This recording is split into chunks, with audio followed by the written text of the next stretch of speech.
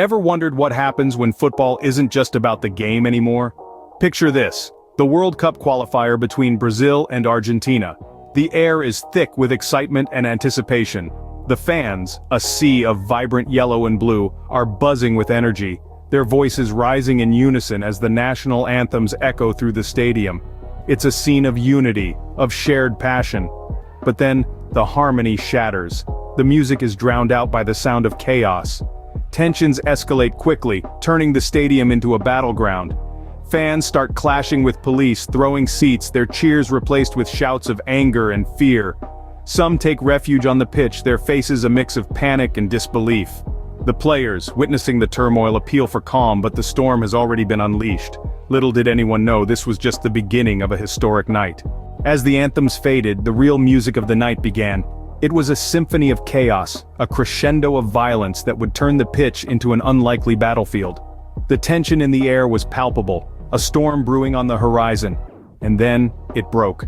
In a startling turn of events, fans began hurling seats at the police, a reckless display of aggression that threatened to turn the game into a full-blown riot.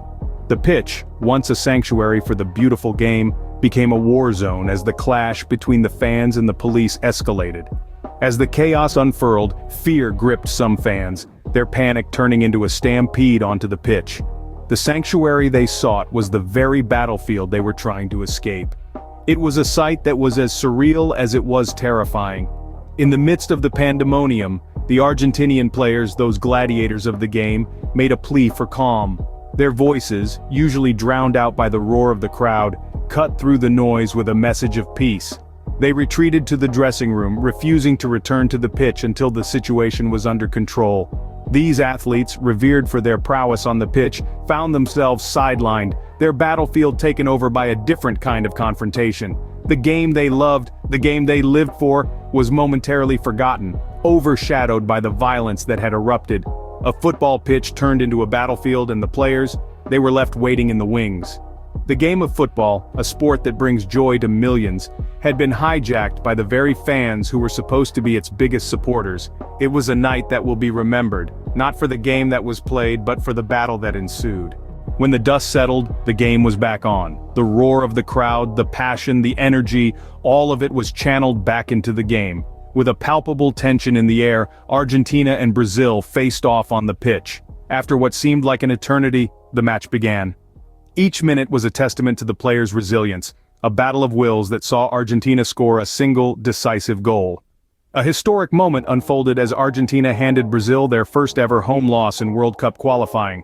The scoreline read 1-0, the silence in the Brazilian camp was deafening, and the cheers from Argentina echoed across the stadium. In the aftermath, Lionel Messi, Argentina's captain, took to his Instagram to express his thoughts. He celebrated the victory, of course, but not without condemning the violence that had marred the event. His words served as a sobering reminder of the chaos that had erupted earlier.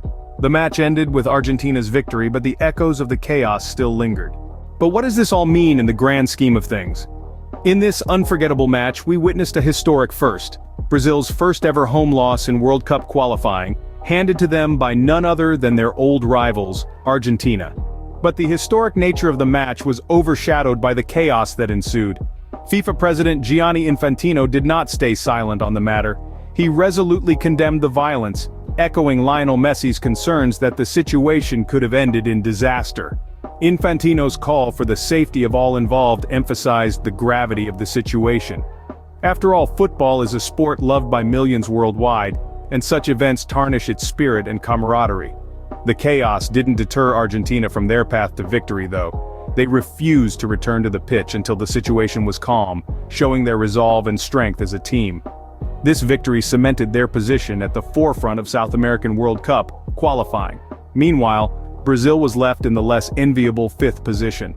A game of football that would be remembered not for the goals, but for the chaos and violence that painted the night. This was not just a football match, it became a historic event that will forever be etched in the annals of football history.